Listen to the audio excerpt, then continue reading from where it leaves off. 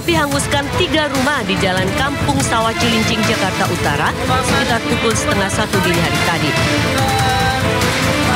Besarnya kobaran api merambat ke kapal nelayan yang tengah bersandar.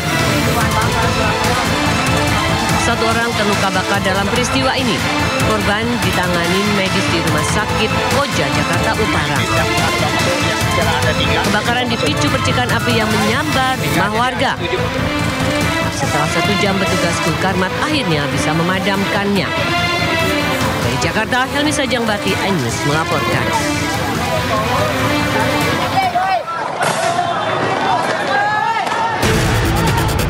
Kebakaran hebat menghanguskan 4 ruko di Jalan Panampu, Makassar, Sulawesi Selatan saat malam perayaan pergantian tahun.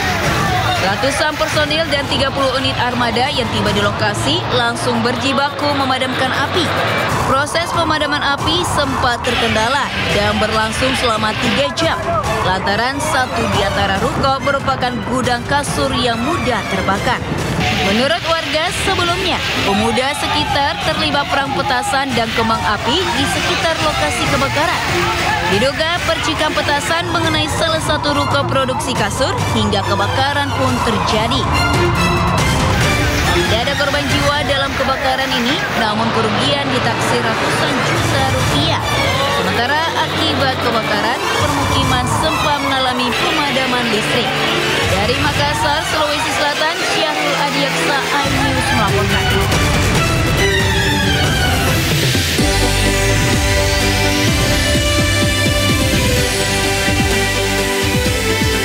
Hari pertama di tahun 2025, Kebun Binatang Ragunan, Jakarta Selatan dipadati pengunjung.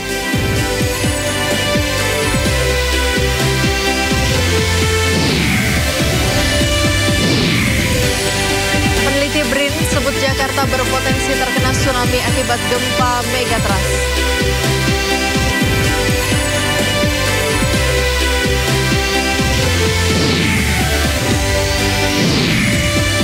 Terpidana korupsi PT Timah Harvey Muiz dan istrinya Sandra Dewi terdaftar sebagai peserta BPJS Kesehatan untuk fakir miskin dan orang tidak mampu.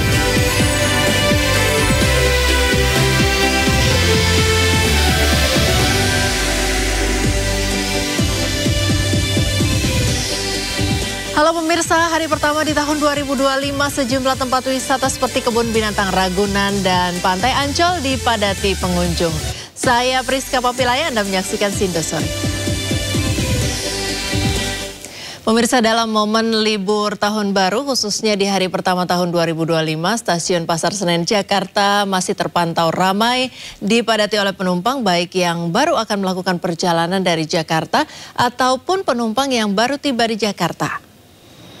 Antrean penumpang yang akan melakukan perjalanan ke sejumlah wilayah masih terjadi di Stasiun Pasar Senen Jakarta.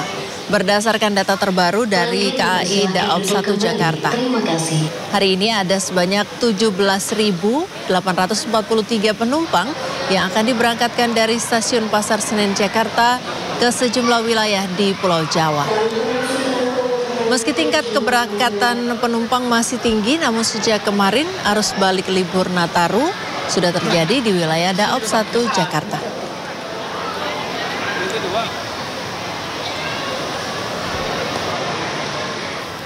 Untuk mengetahui puncak arus balik libur Natal dan Tahun Baru di Stasiun Pasar Senen Jakarta Pusat, kita simak laporan Jen Cahyani. Selamat sore Jen, bagaimana kepadatan penumpang di Stasiun Pasar Senen sore hari ini? Selamat sore Priska dan juga pemirsa. Untuk situasi di Stasiun Pasar Senen sendiri sore ini cukup ramai namun tidak padat ya.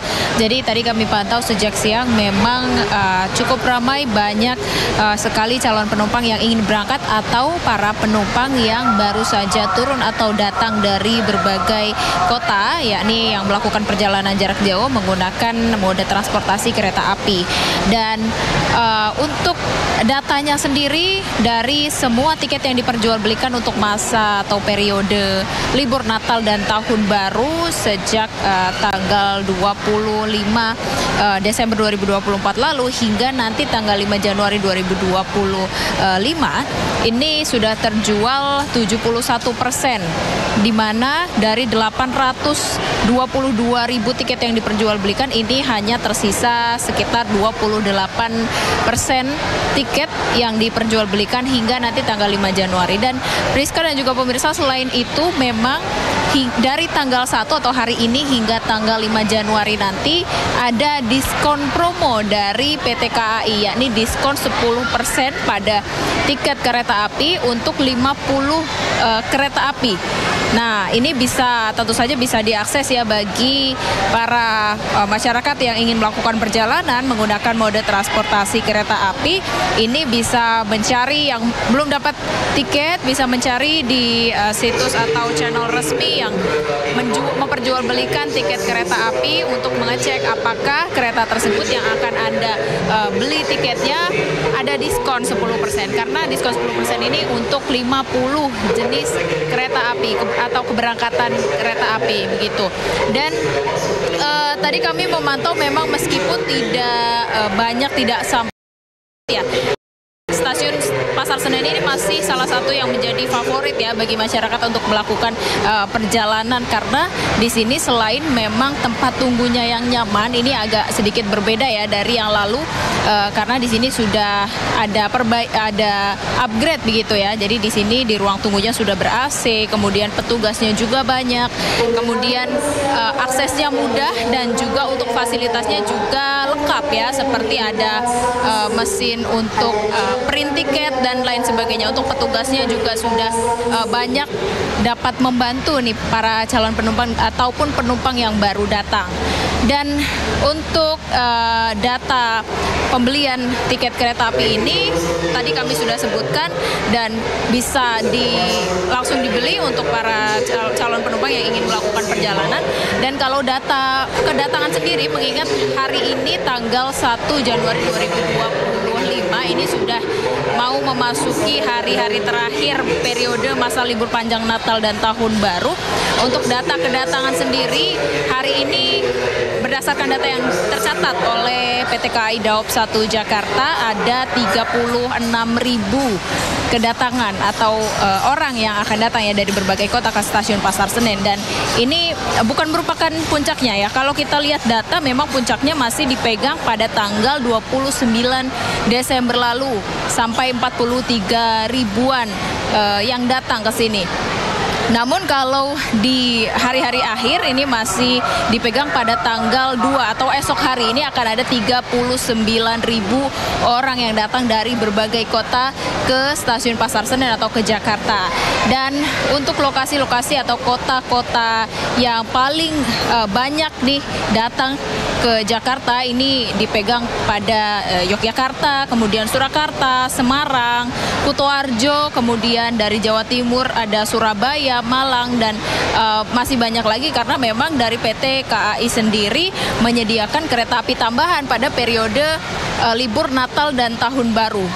Jadi kereta tambahannya pun tidak sedikit ya, banyak, ada sampai 306 kereta tambahan dan ini masing-masing perharinya sampai 17 kereta tambahan. Dan ini cukup membantu ya bagi masyarakat yang ingin melakukan perjalanan menggunakan mode transportasi kereta api. Karena di masa-masa seperti ini memang banyak sekali masyarakat yang ingin melakukan perjalanan seperti pulang ke kampung halaman ataupun liburan ya. Ini menggunakan mode transportasi kereta api jarak jauh. Dan dari PT KAI sendiri mengimbau kepada masyarakat yang ingin melakukan perjalanan untuk tetap berhati-hati dan juga menjaga barang bawaan Anda dan tetap berrekreasi atau pulang kampung secara nyaman. Priska. Ya, terima kasih Jen Cahyani melaporkan langsung dari Stasiun Pasar Senen, Jakarta Pusat. Selamat bertugas kembali. Pemirsa, sementara itu Bandara Internasional Soekarno-Hatta memberikan kejutan bagi para penumpang perdana yang tiba dan terakhir berangkat di malam pergantian tahun. Pada musim liburan Natal dan Tahun Baru, penumpang di Bandara Soekarno-Hatta meningkat 8%.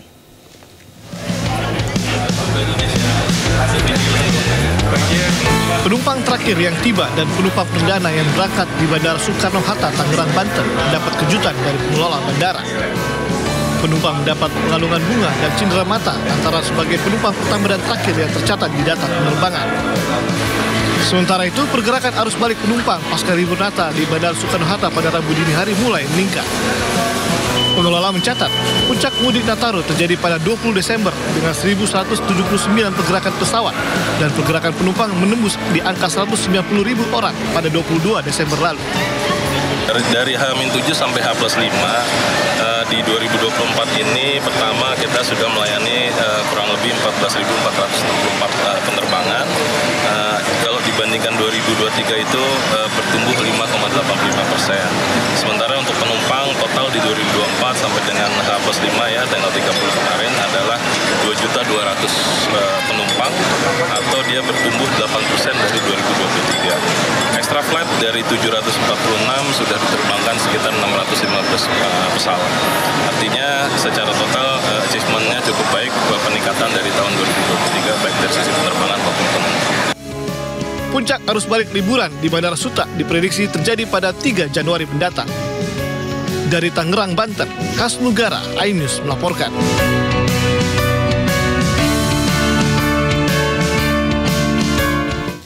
Informasi selanjutnya pemirsa, puncak arus balik periode tahun baru 2025 diprediksi terjadi pada hari ini.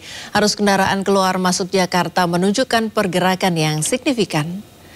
Data volume lalu lintas di gerbang tol Cikampek Utama dan Kalihurip Utama lebih dari 9.000 kendaraan keluar Jakarta dan 13.000 kendaraan masuk Jakarta. Para pengguna jalan diimbau menghindari perjalanan di waktu puncak serta menghindari perjalanan di waktu favorit seperti pada pagi dan malam hari. Pengguna jalan juga dapat kembali memanfaatkan potongan tarif tol sebesar 10% di jalan tol Trans Jawa pada Jumat 3 Januari mendatang mulai pukul 5 pagi untuk semua golongan kendaraan.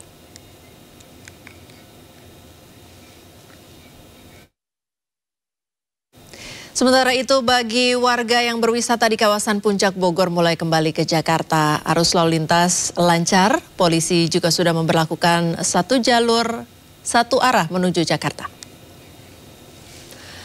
Arus lalu lintas di Simpang Gadok Puncak ramai lancar. Mobil dari arah Puncak mulai meninggalkan kawasan wisata tersebut menuju Jakarta. Begitu juga dengan arus lalu lintas di Tol Jagorawi. Kendaraan mulai memadati gerbang tol Ciawi menuju Jakarta. Di sisi lain arus kendaraan dari Jakarta menuju Puncak juga ramai lancar.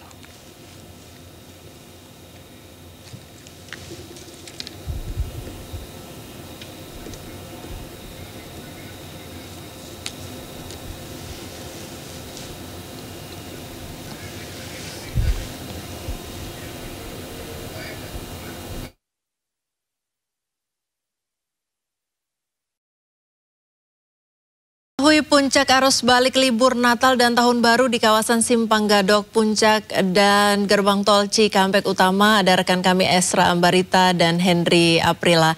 Kita ke Esra terlebih dahulu. Esra, selamat sore. Bagaimana puncak arus balik libur Natal dan Tahun Baru di kawasan Simpang Gadok Puncak?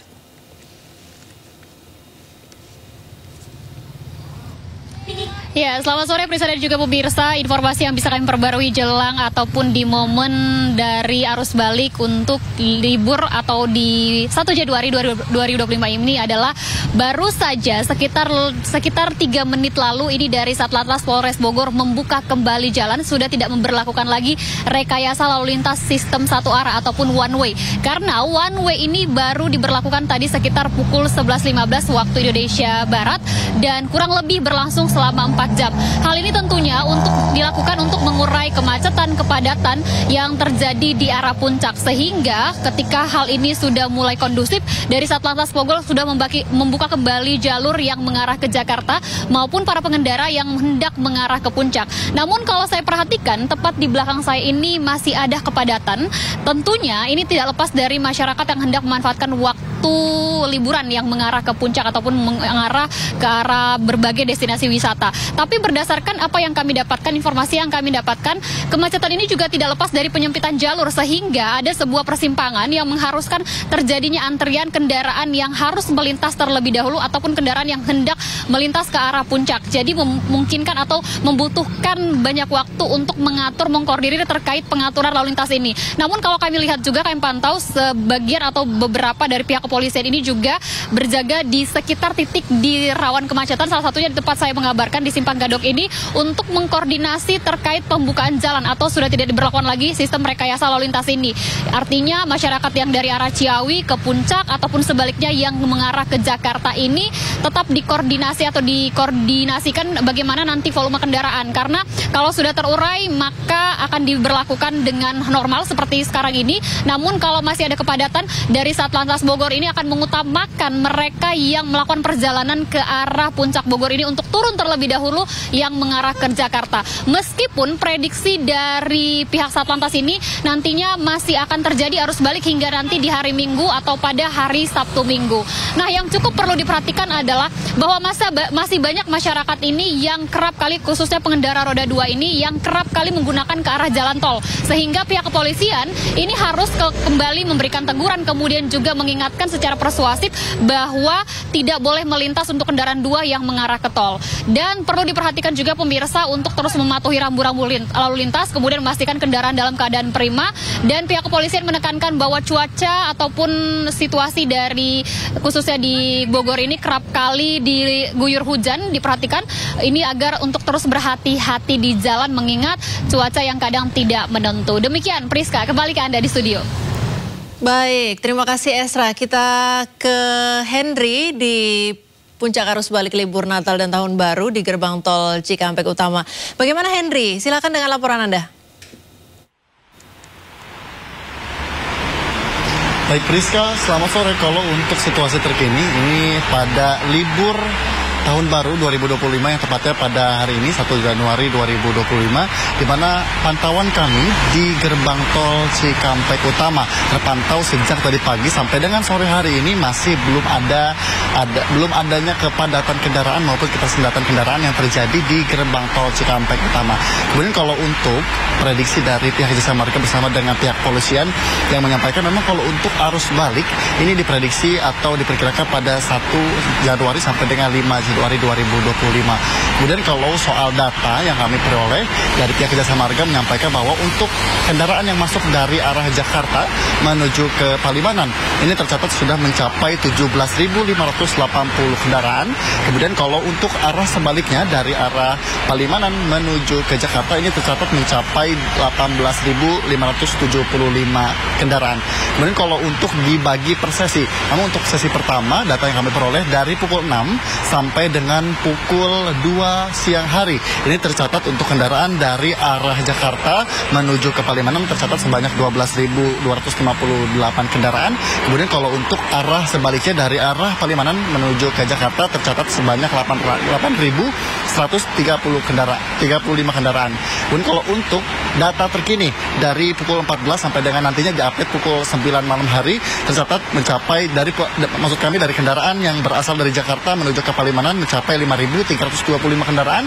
Kemudian kalau untuk dari arah Palimanan menuju ke Jakarta ini tercatat mencapai 10.440 kendaraan. Kemudian kalau untuk pantauan kami saat ini dari arah Jakarta menuju ke Palimanan melintasi gerbang tol Cikampek Utama maksud kami ini memang didominasi dengan kendaraan pribadi. Kemudian kalau untuk kendaraan yang berasal dari Palimanan menuju ke Jakarta memang didominasi dengan kendaraan pribadi yang memang untuk kendaraan yang didominasi lebih banyak ini didominasi dengan kendaraan truk yang bermuatan berat, kemudian juga dengan bus antar kota dan beberapa kendaraan pribadi. Kemudian kalau untuk himbauan yang disampaikan oleh pihak Jasa Marga kemudian dengan pihak kepolisian bersama dengan pihak kepolisian yang menyampaikan untuk para pengendara tentunya tetap memperhatikan kembali, terutama untuk para pengemudi tetap memperhatikan kembali kondisi secara baik Kemudian kalau untuk kendaraan juga dipastikan secara prima dan pastikan saldo e-tol tercukupi agar tidak terjadi ketersendatan kendaraan di gerbang tol Cikampek Utama. Kemudian juga yang tentunya jika nanti terjadi kepadatan kendaraan pada arus balik libur tahun baru 2024 atau masa periode libur Nataru atau Natal dan juga tahun baru 2024-2025, untuk para pengendara tentunya nantinya akan diterapkan sistem rekayasa lalu lintas seperti halnya ganjil genap, kemudian juga sistem rekayasa one way dan juga kontraflow yang nantinya jika terjadi kepadatan atau ketersendatan kendaraan, dan tentunya tadi yang 3 sistem rekayasa lalu lintas yang saya sebutkan akan diterapkan pada bersifat kondisional maksud kami. Tentunya kami akan pantau terus di siang hari menjelang malam hari pantauan arus balik di tol Cikampek Utama. Sementara Priska.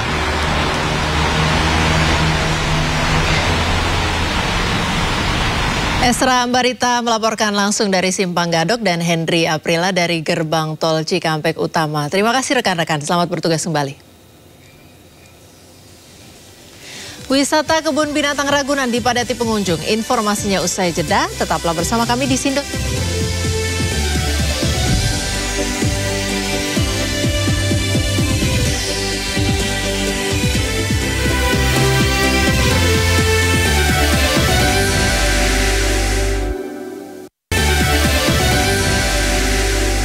Hari pertama di tahun 2025, Kebun Binatang Ragunan Jakarta Selatan dipadati pengunjung yang berlibur dengan keluarga. Sebagai salah satu destinasi wisata yang edukatif dan ekonomis, Ragunan menjadi pilihan wisata favorit pengunjung. Sejak pagi, Taman Marga Satwa Ragunan sudah dipadati pengunjung yang berlibur untuk melihat dan berinteraksi secara langsung dengan satwa yang ada di sana. Selain melihat berbagai jenis satwa, pengunjung juga menghabiskan waktu dengan berpiknik bersama keluarga.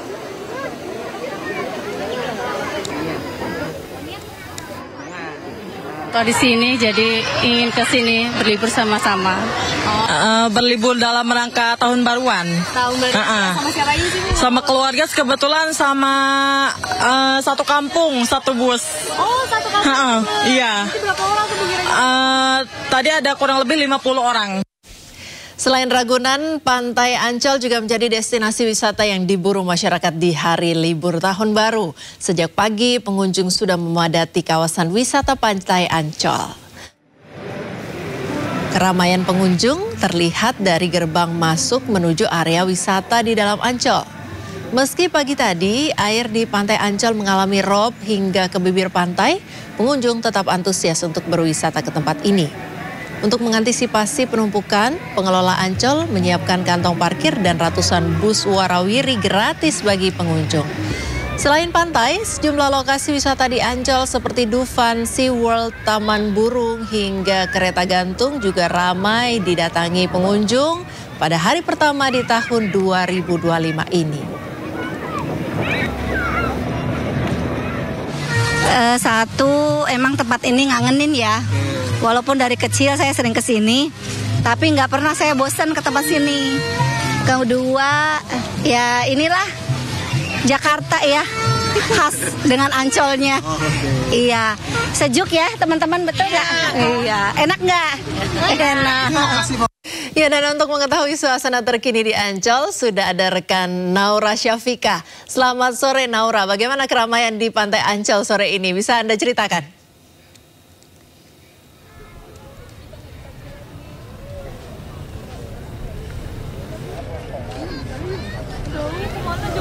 Ya, selamat sore Priska dan juga pemirsa. Masih dalam rangka Tahun Baru 2025, berbagai destinasi wisata di Jakarta masih didatangi dan dipadati oleh berbagai pengunjung. Dan salah satunya yang masih menjadi destinasi favorit di Jakarta saat ini pastinya adalah di Taman Jaya Impian Ancol.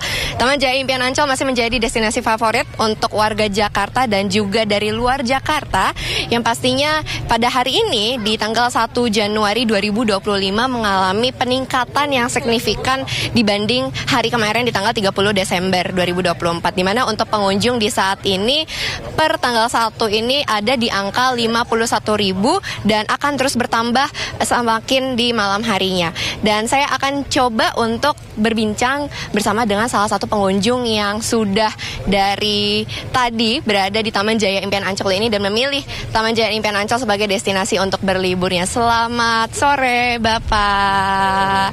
Pak, boleh diperkenalkan dengan Pak siapa? Saya dengan Tio. Oke, Pak Tio, ini Pak Tio kan mungkin lagi menikmati liburan, tapi kenapa sih Pak memilih Ancol untuk menjadi destinasinya? Soalnya kan Ancol, Jakarta banyak orang datang ke Ancol ya. Jadi ya paling enggak kita bisa dapat situasi orang banyak di sinilah. Jadi ya destinasi utama lah Jakarta. Tapi Pak Tio, kalau boleh tahu Pak Tio ini asalnya dari mana sih Pak? Saya dari Jogja. Oke, berarti dari Jogja jauh-jauh untuk sini ya, berarti memilih Ancol ya? Iya, karena kita kan kemarin udah liburan anak sekolah di Jakarta. Terus ini pas kebetulan momen tahun baru, jadi udah sekalian aja main ke Ancol. Pak, tadi di Ancol udah sempat kemana aja Pak, selain di Pantai Indah ini? Kebetulan kita baru nyampe ya, karena tadi di jalan lumayan padat, macet. Jadi mungkin ini baru yang pertama, mungkin ntar jalan lagi kemana gitu. Berarti ini berapa nih Pak ke Ancol ini, seberapa anggota keluarga yang datang? Ini kayak ramai banget saya lihat ini. Ada 10 orang. Iya, 10 orang. Oke deh, kalau gitu Pak Tio, terima kasih banyak atas waktunya. Selamat berlibur dan selamat tahun baru 2025. Ya memang untuk destinasi Taman Jaya Impian Ancol ini masih menjadi favorit bagi warga Jakarta dan juga dari luar Jakarta seperti Pak Tio ini yang dari Jogja memilih Ancol sebagai tempat menghabiskan liburannya di tahun baru 2025 ini. Jadi untuk pemirsa yang masih belum tahu mau menghabiskan waktu liburnya di mana, saya sarankan untuk menghabiskan waktu liburnya di Taman Jaya Impian Ancol. Demikian Priska. Terima kasih Naura melaporkan langsung dari kawasan wisata Ancol, Jakarta. Selamat bertugas kembali. Kita ke informasi selanjutnya pemirsa. Ribuan wisatawan memenuhi Pantai Pasir Putih Carita di Pandeglang, Banten.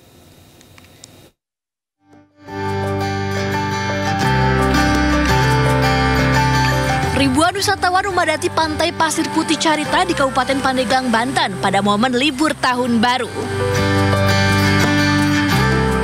Wisatawan dari berbagai daerah seperti Jakarta dan Bogor pun rela menempuh perjalanan berjam-jam untuk menikmati pemandangan Pantai Pasir Putih Carita.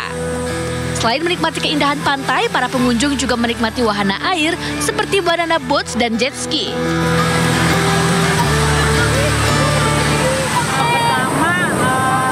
Terjangkau ya dari Jakarta menuju ke Carita. Terus keduanya lagi memang rekreasi yang diminati banyak orang. Para pengunjung mengaku sudah berkali-kali mengunjungi Pantai Carita karena biaya masuk yang ramah di kantong, yaitu sebesar Rp10.000 per orang. Dari Cilegon, Banten, Iskandar Nasution, iNews melaporkan. Momen libur sekolah dan libur tahun baru dimanfaatkan wisatawan untuk berwisata di pemandian alam di Kabupaten Pandeglang, Banten. Dinginnya air pegunungan dan pemandangan yang indah menjadi daya tarik bagi wisatawan.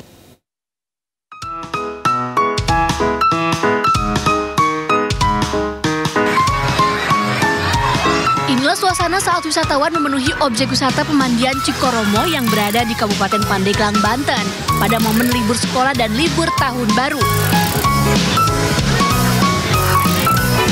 Meski padat pengunjung, wisatawan tetap antusias menikmati segarnya air pegunungan serta sejumlah wahana air yang menjadi daya tarik bagi anak-anak.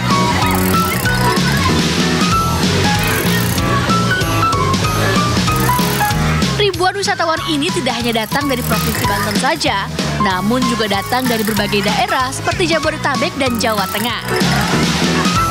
Salah seorang wisatawan mengatakan bahwa ia bersama keluarga kerap berlibur ke Pandeglang pada momen libur panjang. Karena selain harganya yang terjangkau, memiliki pemandangan yang indah. Saya dari Langkat. Ini sama keluarga, Pak? Ya, sama keluarga, liburan aja. Oh, iya. libur sekolah sama tahun baru. Iya, libur tahun baru. Oh, Pak, kenapa pilih ke sini, Pak? Harganya terjangkau aja, sama airnya gak dingin. Airnya dingin ya, Pak ya? Hai, Kebumen, Bos. Dari Kebumen. Ini sengaja ke sini apa gimana? Ini mau bertamu sama teman, sama saudara di Serang ada.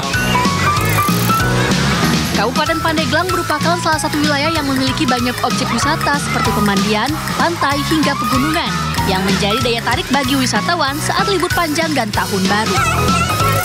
Dari Pandeglang, Banten, Iskandar Nasution, iNews melaporkan. Libur tahun baru 2025, wisatawan memenuhi kawasan wisata Asia Afrika dan alun-alun Kota Bandung. Wisatawan memanfaatkan momen hari terakhir libur tahun baru di kawasan Asia Afrika dan alun-alun dengan bersuah foto. Banyak wisatawan mengajak anak-anak untuk bermain di kawasan rumput sintetis alun-alun Bandung. Diprediksi kepadatan wisatawan masih terus terjadi hingga akhir pekan ini.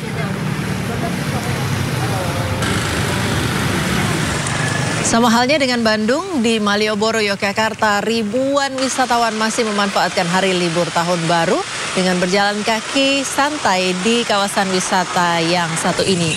Terlihat sejumlah pengunjung menggunakan pakaian adat, berfoto di titik-titik ikonik di Malioboro. Toko oleh-oleh pun ramai diserbu wisatawan yang hendak menuju ke daerahnya masing-masing. Sementara itu, arus lalu lintas terpantau padat karena banyak warga yang masih ingin menikmati libur hari pertama di tahun 2025. Libur tahun baru dimanfaatkan wisatawan yang berkunjung ke Kota Batu untuk berwisata. Salah satunya di Jatim Park 3. Pengunjung sudah ramai antre bahkan sebelum jam operasional dibuka.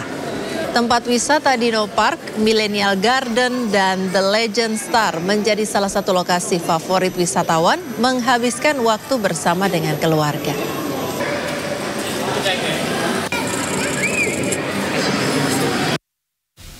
Libur Natal dan Tahun Baru, wisata Gunung Bromo ramai pengunjung di Probolinggo. Meski harga tiket naik, kuota ekstra yang disediakan pengelola wisata laris terjual.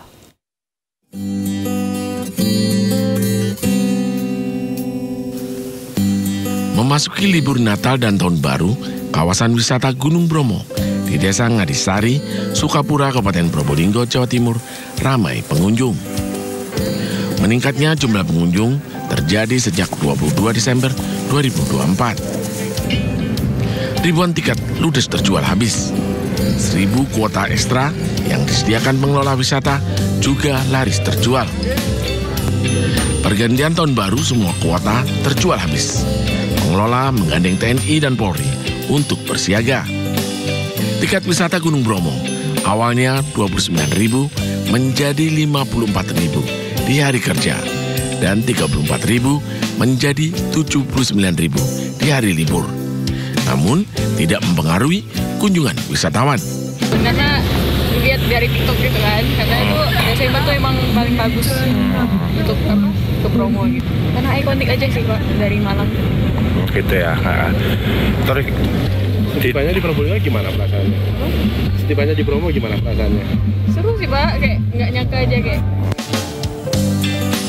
Keindahan alam, Gunung Bromo, lautan pasir, dan menikmati matahari terbit menjadi magnet tersendiri bagi wisatawan untuk berkunjung ke Gunung Bromo. Dari Probolinggo, Jawa Timur, Hana Purwadi melaporkan. Ke informasi selanjutnya, pemirsa, belakangan ramai pembahasan soal gempa megatrust yang mengancam wilayah Indonesia.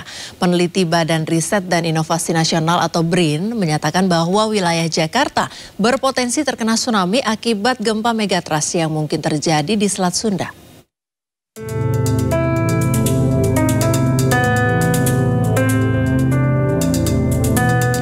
Peneliti Badan Riset dan Inovasi Nasional atau BRIN menyatakan bahwa wilayah Jakarta berpotensi terkena tsunami akibat gempa megatrust yang mungkin terjadi di Selat Sunda.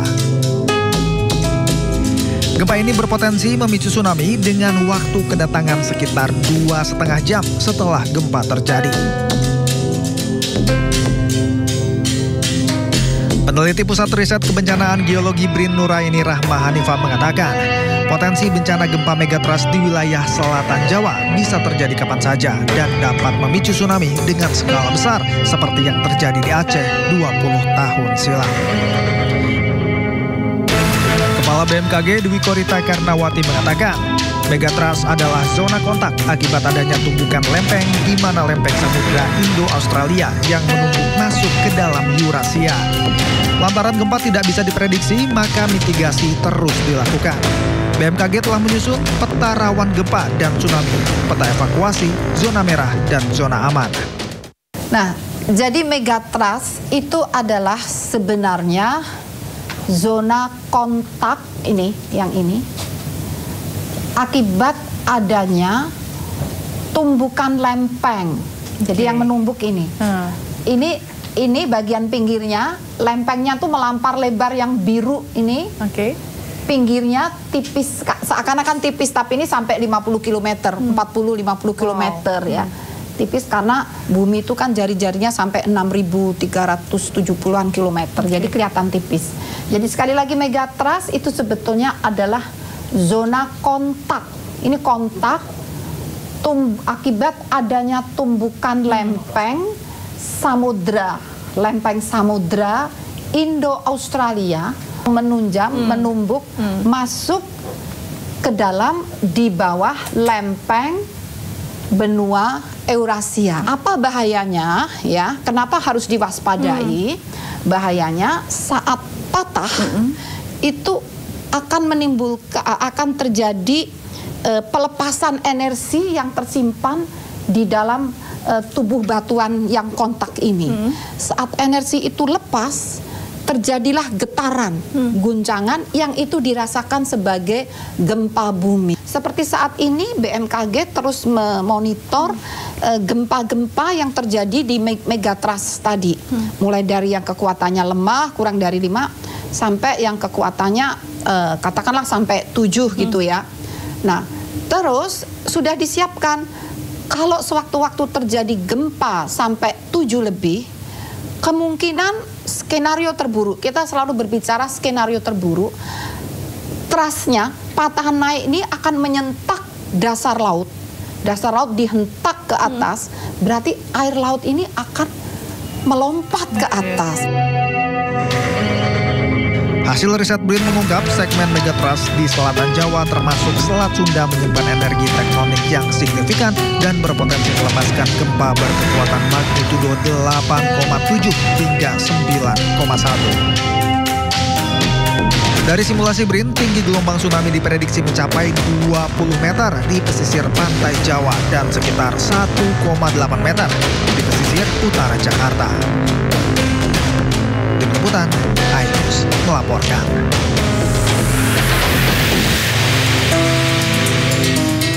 Ya, seperti apa langkah mitigasi menghadapi ancaman gempa megatrust dan tsunami? Kita akan membahasnya bersama peneliti BRIN Nuraini Rahma Hanifah. Selamat sore, Bu Rahma.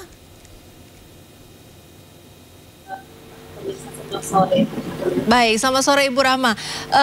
Terdengar jelaskah suara dari studio? Ya, terdengar jelas. Mudah-mudahan suara saya cukup terdengar juga karena lagi di tengah perjalanan. Oke, baik. Ibu, hasil riset BRIN ini mengungkapkan bahwa megatrust akan mengancam Jakarta, berpotensi tsunami. Bisa dijelaskan Ibu bagaimana ini? Ya, jadi zona megatrust mungkin tadi seperti yang dijelaskan oleh Kepala BMKG itu letaknya ada di selatan Jawa, panjangnya itu sepanjang selatan Jawa dia menerus sampai ke daerah Sumatera. Nah, kalau di selatan Jawanya sendiri itu kita membagi ke dalam 2-3 segmen dari mulai Selat Sunda, selatan Jawa Barat, Jawa Timur, Jawa Tengah, Jawa Timur, dan apabila yang kita teliti itu berdasarkan dengan data geofisika, data geodesi, data geologi. Saya sendiri terlibatnya untuk penggunaan data geodetik, jadi kita mengukur pergerakan yang kita rekam menggunakan data GIS di Pulau Jawa. Itu memang ada akumulasi energi yang sudah setara dengan magnitudo 8,7 sampai 9,1 yang tersimpan di selatan Jawa ini. Nah, apabila terjadi tentunya gempa dari megatrust ini dia akan sangat besar sekali, dan goncangannya itu bisa tidak hanya berdampak di selatan Jawa saja, tapi akan terasa juga sampai ke Jakarta. Mungkin contohnya pernah beberapa kali kita merasakan gempa dari selatan Banten atau selatan Pangandaran itu terasa sampai Jakarta. Dan kalau misalkan gempanya sampai skala 8,7 atau 9,1 itu juga akan terasa cukup signifikan goncangannya di Jakarta. Kemudian tsunami-nya sendiri kami simulasikan memang secara rata-rata 20 meter di selatan Jawa, tetapi juga sebetulnya cukup bervariasi ya, ada yang 5 meter, ada yang 20 meter.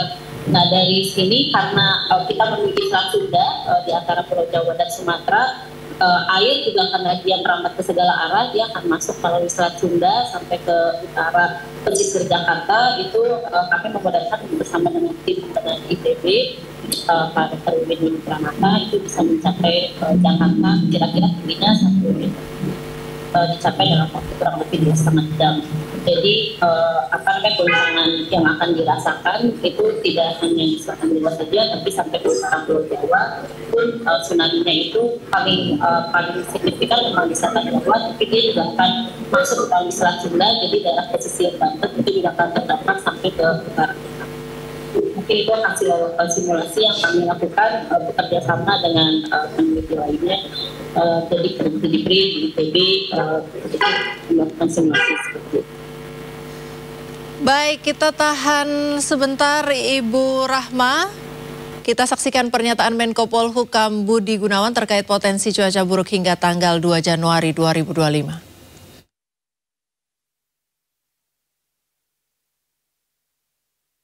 Kami mengingatkan beberapa hal yang terkait dengan potensi ancaman bencana hidrometeorologi yang dimungkinkan masih terjadi dalam 2-3 hari ke depan dengan curah hujan yang meningkat 20%, sehingga ada potensi terjadinya banjir, kemudian tanah longsor dan ombak yang meninggi di beberapa wilayah. Yang kedua, antisipasi terhadap arus balik yang akan terjadi pada tanggal 1 dan 2. Ya, Ibu Rahma masih bersama kami.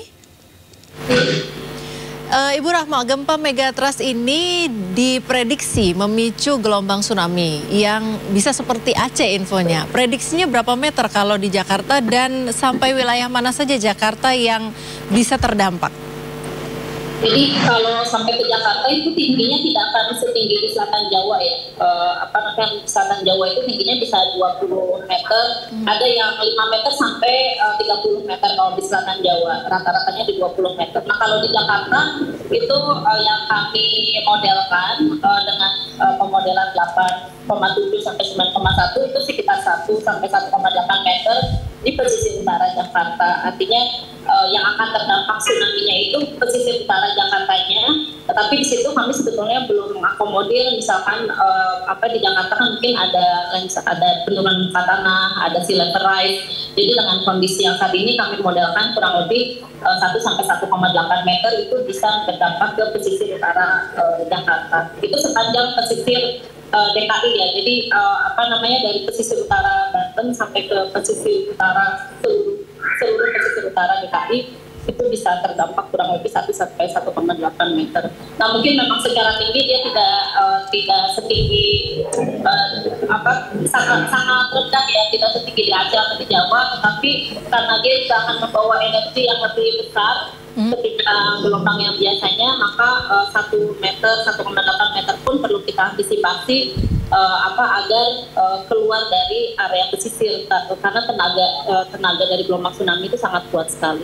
Baik, dalam simulasi yang dilakukan, apakah juga sudah ada mitigasi bencana yang dilakukan di sana? Di Jakarta ya? Iya. Kalau di Jakarta kan mungkin selama ini mitigasi yang dilakukan itu sangat kuat terhadap banjir rob, sea level rise, dan juga penurunan muka tanah. Nah, kalau untuk gelombang tsunami sendiri sebetulnya upaya mitigasinya serupa dengan gelombang tinggi ya. Jadi dengan sekarang sudah ada tanggul ataupun pemecah ombak itu juga sudah bisa mencegah adanya penanaman mangrove yang juga dilakukan di pesisir utara Jakarta, itu juga bisa mereduksi tsunami. Nah mungkin nanti upaya kesiapan masyarakat di utara Jakarta yang perlu diperkuat, misalkan bagaimana upaya evakuasi tsunami menjauhi pantai itu juga mungkin perlu lebih dipersiapkan di utara Jakarta. Baik, adakah ancaman bencana lain yang mengikuti jika terjadi gempa megatrust dan tsunami di kawasan Selat Sunda?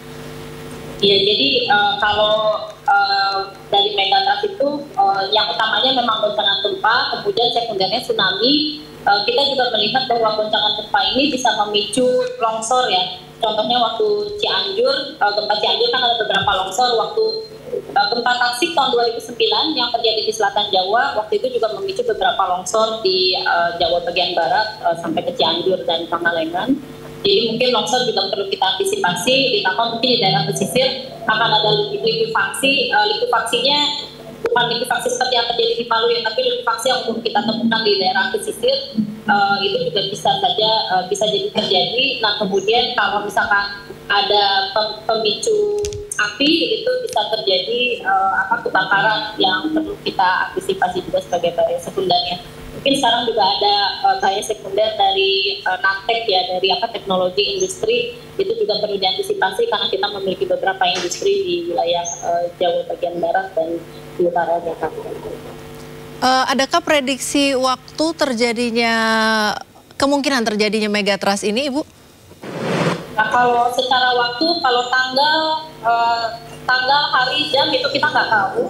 Tetapi kalau secara siklus perulangan itu dari riset paleo tsunami, dari riset geologi ya. Jadi terakhir terjadi tsunami besar di selatan Jawa itu diperkirakan sekitar 400 sampai 600 tahun yang lalu dengan periode ulang sekitar 400 sampai 600 tahun, sehingga memang kita sudah memasuki akhir siklus, artinya bisa terjadi kapan saja, tapi kita tidak tahu kapan tanggal, jam itu kita nggak tahu, tapi kita sudah tahu bahwa energi yang tersimpan itu sudah bisa dilepaskan kapan saja. Baik, ada imbauan yang bisa disampaikan untuk masyarakat, Ibu? Ya, jadi karena memang sunatullahnya kita tinggal di Indonesia yang berada di atas zona lempeng Indo-Australia, Eurasia dan juga Pasifik, maka kita perlu beradaptasi dengan alam ini. Mungkin kita mengenali lokasi kita berada di mana, ancaman apabila kita ada di pesisir, kita mengetahui kalau ada tsunami perlu evakuasi kemana, kalau kita tinggal di lereng kita perlu evakuasi kemana. Yang paling penting rumah kita sebisa mungkin itu kita cek kembali apakah sudah didesain cukup baik terhadap goncangan gempa, karena kita sebagian besar itu dari ancaman gempa itu kan sering sekali rubuh ya. Nah itu yang perlu kita antisipasi, memperkuat rumah tempat tinggal kita, perkantoran, sekolah, rumah sakit, sehingga kita bangunan yang kita tempati itu tidak langsung rubuh. Dan kemudian kita punya tas siaga yang kita punya kemampuan untuk survive ya, paling nggak 72 jam, dan punya kemampuan untuk penyelamatan diri kalau misalkan terjadi kondisi yang terjadi.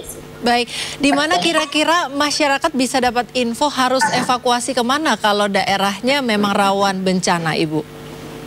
Nah, memang untuk evakuasi ini sebetulnya kalau tips evakuasi itu kan evakuasi terhadap tsunami itu kurang lebih kita menjauhi pantai ke tempat yang tinggi. Sebagian besar sih kalau masyarakat pesisir mereka tahu kalau evakuasi kita larinya ke bukit yang ini atau ke tempat yang ini. Kemarin juga ini saya baru dari selatan Jawa, itu juga melihat sudah ada beberapa jalur evakuasi yang tersedia. Tetapi mungkin pertanyaannya sangat mendasar ya, karena kita juga belum punya beberapa tempat itu sudah punya peta evakuasi, tapi mungkin bagaimana kita mengakses peta evakuasi masih cukup terbatas.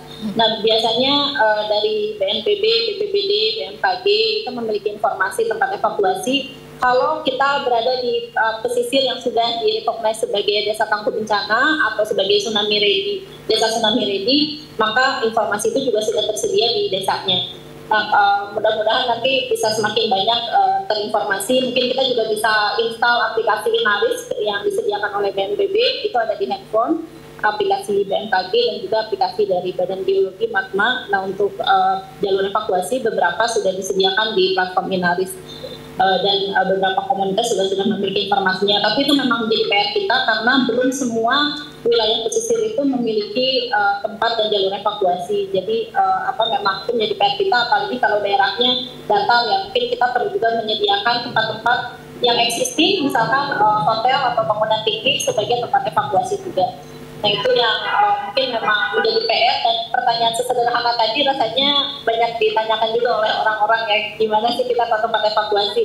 Tapi evakuasi itu kalau misalkan kita kalau di Jakarta kan dia potensinya 1 sampai 1,8 meter ya, jadi kita cukup keluar area pantai 500 meter atau ke tempat yang lebih, atau ke lantai 2 itu sudah cukup. Kalau kita ada di selatan Jawa, karena dia tinggi tsunami-nya sekitar 20 meter dan jarak landaannya itu bisa 500 sampai 2 km, maka kita perlu mencari tempat yang lebih tinggi dari 20 meter atau lebih jauh dari, paling nggak lebih jauh dari 1 km, kalau ada di dekat sungai lebih jauh dari 2 km.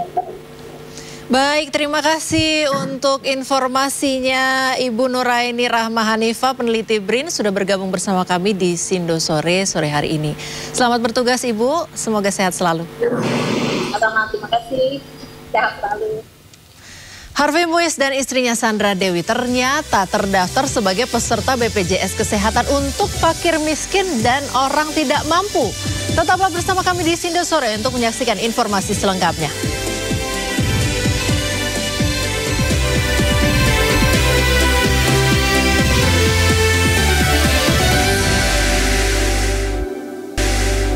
Pemerintah melalui Kementerian Agama saat ini sedang mengkaji aturan libur sekolah selama bulan Ramadan. Dengan libur sekolah selama 1 bulan, diharapkan pelajar bisa meningkatkan kualitas ibadah mereka di bulan suci.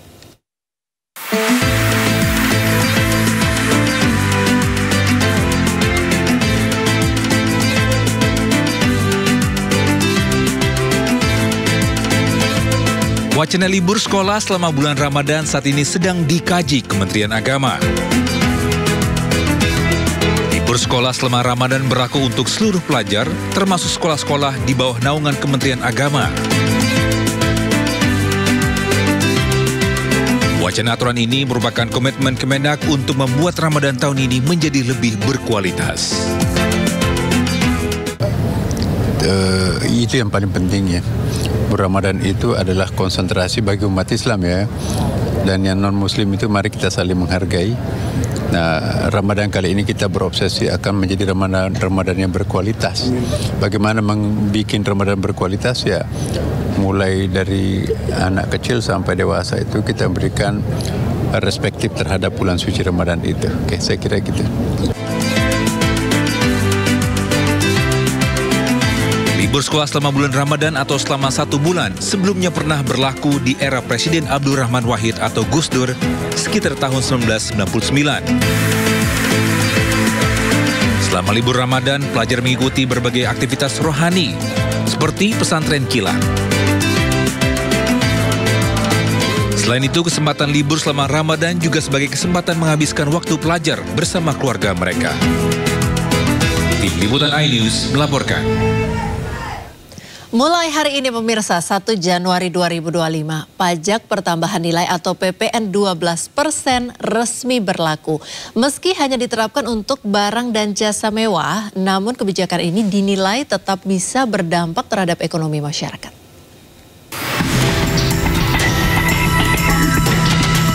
Polemik yang terjadi di masyarakat rupa-rupanya tak membuat pemerintah mengurungkan kenaikan PPN sebesar 12%.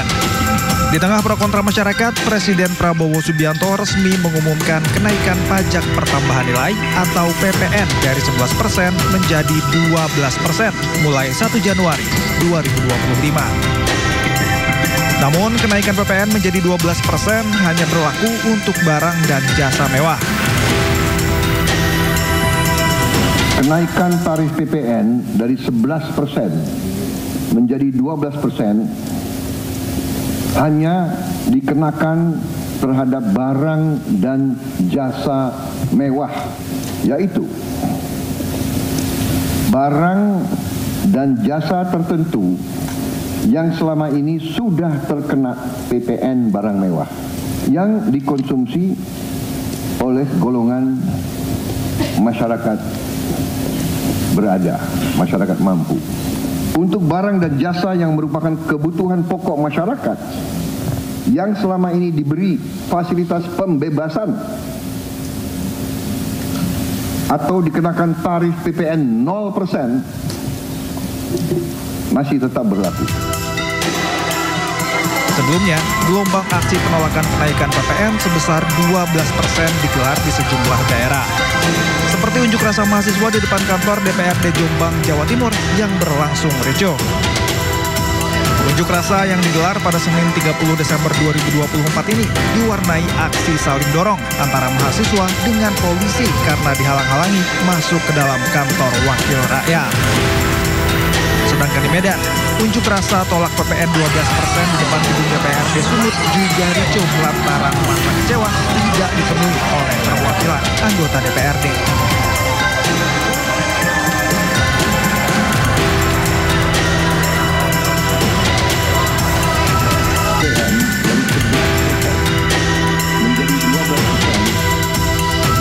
Sementara itu, menanggapi keputusan Presiden Prabowo menaikkan PPN 12% untuk barang dan jasa mewah, Ketua Komisi 7 DPR RI dari fraksi PAN, Saleh Partoan Daulay, memberikan apresiasi. Menurutnya, Presiden Prabowo memikirkan bagaimana dampak sosial, politik, dan ekonomi yang ditimbulkan oleh kenaikan PPN agar tidak mengganggu kehidupan sosial masyarakat. Keputusan Prabowo untuk menaikkan PPN 12% hanya pada barang mewah ternyata tidak hanya berhenti sampai di situ.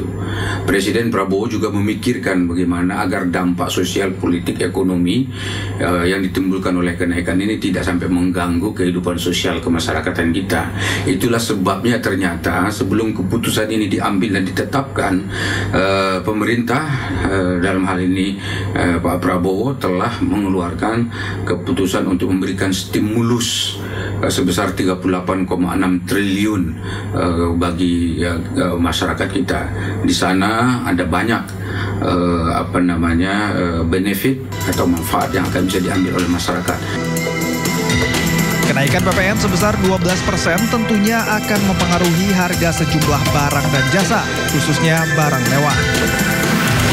Adapun jenis barang dan jasa mewah yang dikenakan PPN 12% berdasarkan Peraturan Menteri Keuangan Nomor 15 Tahun 2023, antara lain barang mewah 1. Bahan makanan premium, diantaranya beras premium, daging premium, buah-buahan premium, ikan mahal seperti salmon.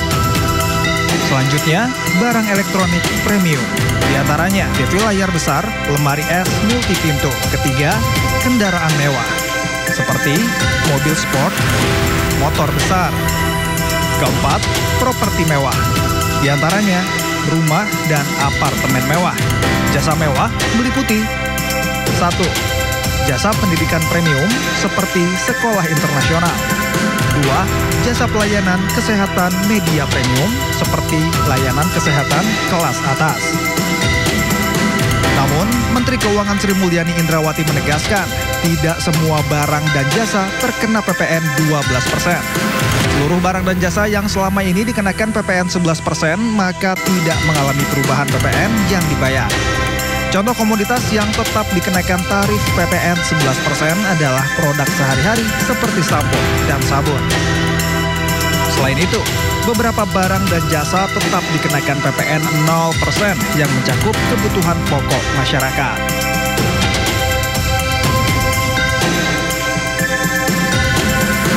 Yang disampaikan oleh Bapak Presiden untuk barang dan jasa lainnya yang selama ini terkena 11% tidak mengalami kenaikan PPN menjadi 12%. Jadi tetap 11%. Seluruh barang dan jasa yang selama ini 11% tetap 11%. Sejumlah barang dan jasa yang tetap dikenakan PPN 0% yaitu 1. Makanan pokok seperti beras, jagung, kedelai, buah-buahan, sayur-sayuran, ubi jalar, ubi kayu, gula, ternak dan hasilnya, unggas atau hasil pemotongan hewan, padi-padian, kacang-kacangan, ikan, udang, biota lainnya, dan rumput laut. 2. Transportasi, seperti tiket kereta api, tiket bandara, angkutan orang, jasa angkutan umum, penyerahan jasa paket, pengurusan transportasi, dan jasa biro perjalanan. Ketiga, lainnya, seperti jasa pendidikan pemerintah dan swasta, buku pelajaran, kitab suci, layanan kesehatan medis pemerintah dan swasta, jasa keuangan dana pensiun, dan jasa keuangan lainnya. Meski hanya dikenakan pada barang dan jasa mewah, namun kebijakan ini dinilai tetap memberikan dampak ekonomi kepada masyarakat. Sebab jika konsumsi barang mewah menurun, maka akan mempengaruhi rantai pasokan industri, termasuk pekerja dan jasa pendukungnya. Ini akan terjadi sedikit penurunan ya karena harga meningkat.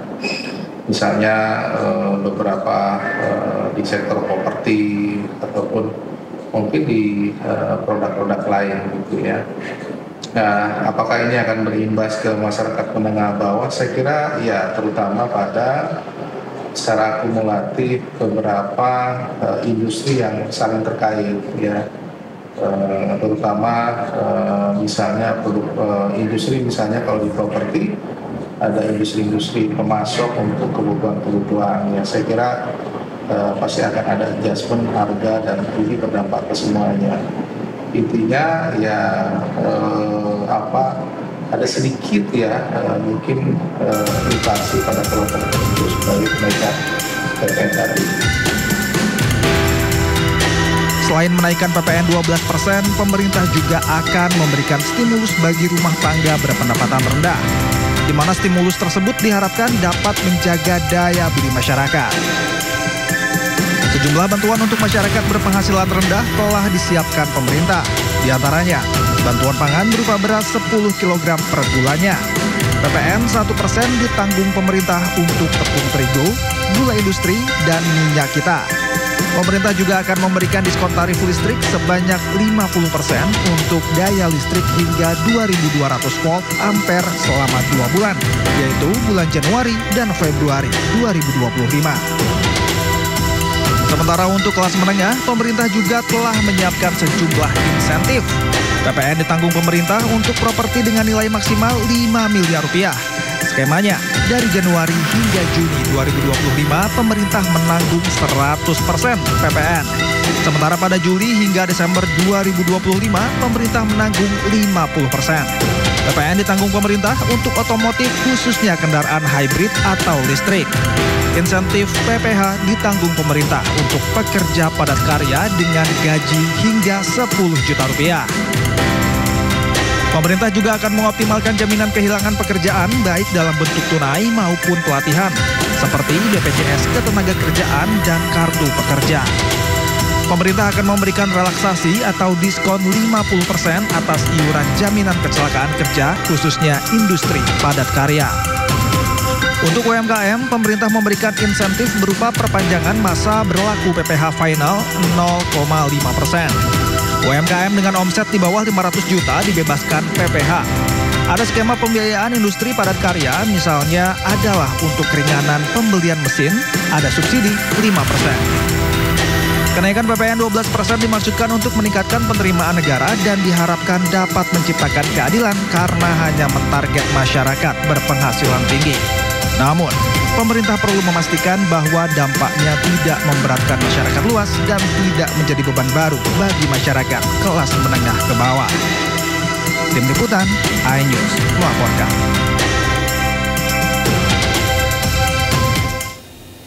Ya pemirsa, tidak hanya soal vonis ringan yang disorot, terpidana korupsi PT Timah Harvey Muiz dan istrinya Sandra Dewi ternyata terdaftar sebagai peserta BPJS Kesehatan PBI. Padahal BPJS Kesehatan PBI hanya untuk fakir miskin dan tidak mampu. Gratis dibiayai dari pajak yang Anda bayarkan.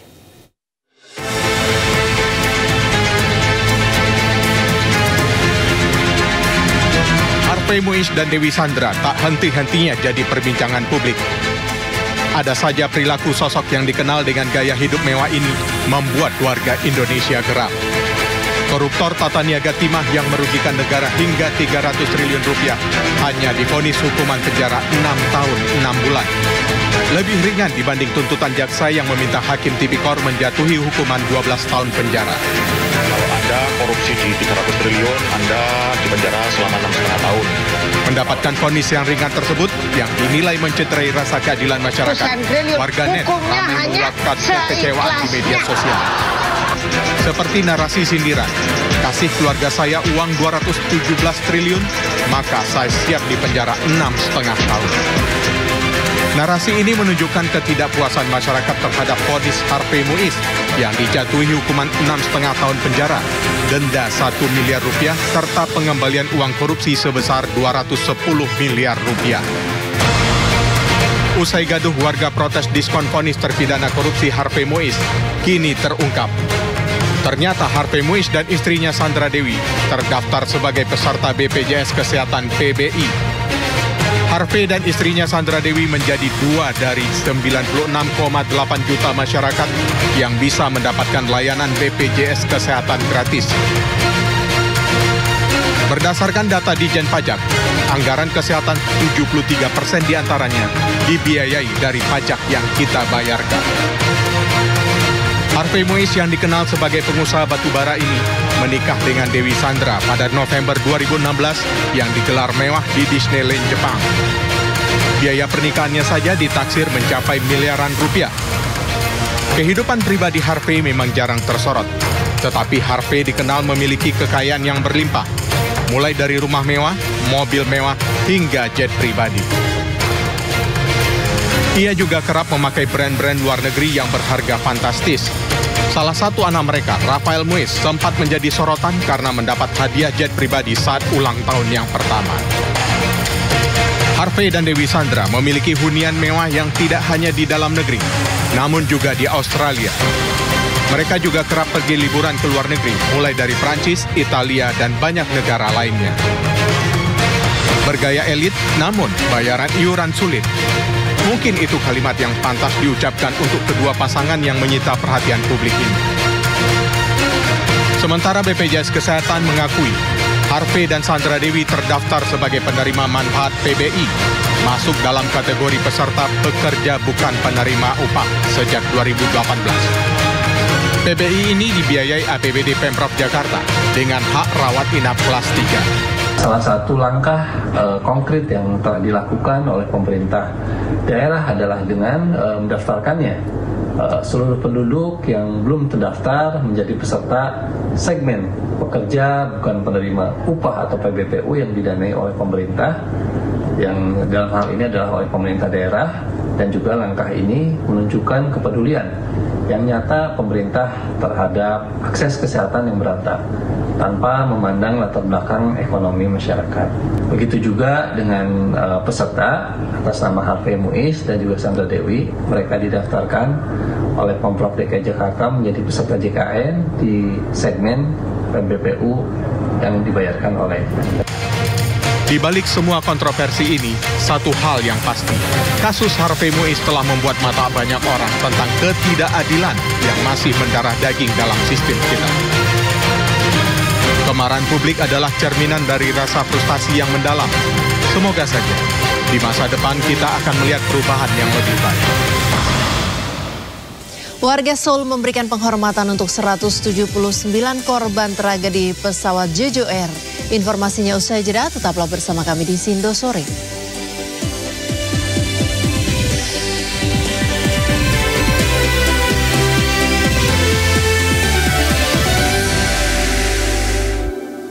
Beralih ke informasi lain, pemirsa, berkunjung ke negeri kebab Turki tentunya sangat menyenangkan karena kaya akan budaya dan sejarah. Tapi apabila Anda rindu dengan masakan Indonesia yang penuh cita rasa dan rempah, sebuah restoran Indonesia di Taksim, Istanbul bisa jadi pilihan. Rekan Camar Henda akan mengajak Anda merasakan cita rasa Indonesia langsung dari Istanbul, Turki.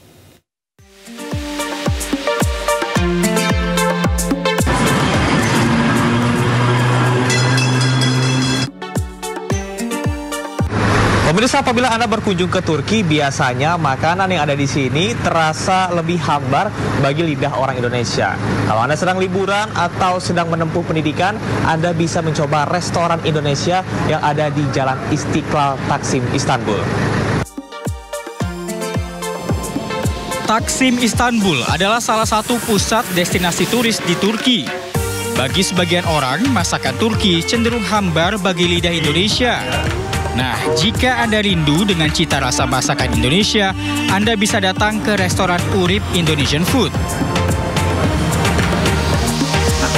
Berawal merantau ke Turki menjadi pekerja di spa, tetapi saat pandemi COVID-19, Urip, WNI asal Bali ini mencari peluang dengan membuka jasa delivery order untuk masakan Indonesia. Hingga akhirnya memiliki restoran dengan namanya sendiri. Yang menjadikannya sukses adalah rahasia bumbu di restorannya.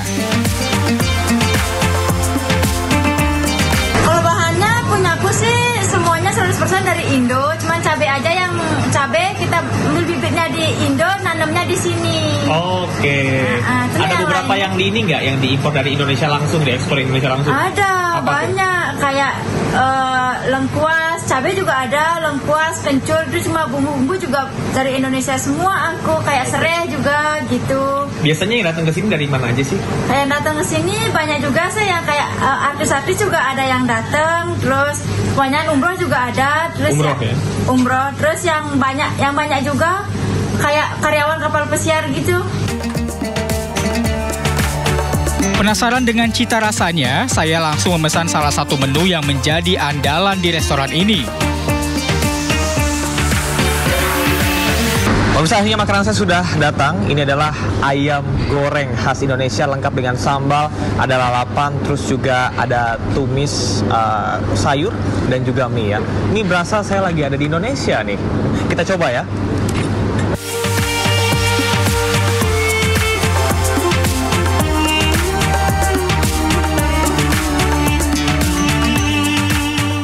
Rasanya persis sama dengan ayam goreng yang ada di Indonesia, mungkin bedanya ayamnya lebih gede ya kalau ayam-ayam di Turki. Nah, kemudian kalau kita lihat ini teksturnya di luarnya kering, dalamnya juicy, dilengkapi dengan sambal terasi yang mantap.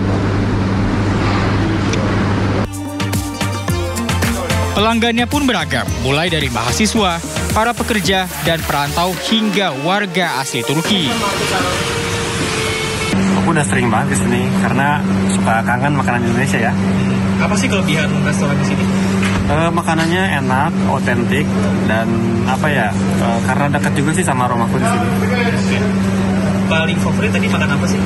Aku tadi pesen ayam penyet cabai hijau karena di sini ayam penyetnya gede, porsinya gede lah untuk mahasiswa kayak aku yang masih pertumbuhan ya. Jadi aku pesan itu, terus sambalnya juga enak banget. Aku dapat sambal cabai hijaunya, terus tadi dikasih juga sambal merahnya ya. Satu karena kangen, dua juga karena langganan banget. Dan dari dulu banget langganan di sini karena cocok juga sama rasanya. Oke, mungkin pesan-pesan buat masyarakat Indonesia yang kangen gitu bisa ke sini. Buat semuanya yang lagi liburan ataupun bahkan kerja di Istanbul, bisa banget mampir makan ke sini karena rasanya dijamin enak. Okay, how does Indonesian food taste? It's excellent. You can see we are almost done. There are 2 empty plates, third, fourth empty, fifth almost empty. So. Okay. What is different from Turkish food in general? Well, Turkish food is a bit dry, whereas this is a bit more saucy and flavorful. Turkish food is also very good, but this is more closer to home, so we really enjoyed it.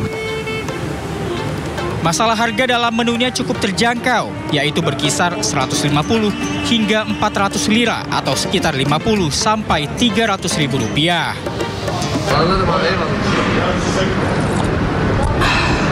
Teh manis hangat ini menjadi penutup hidangan Indonesia saya pada hari ini. Meskipun berada di luar negeri atau ada di Istanbul, namun cita rasa Indonesia bisa tetap dirasakan. Dari Istanbul, Turki, Chamar Haindar melaporkan.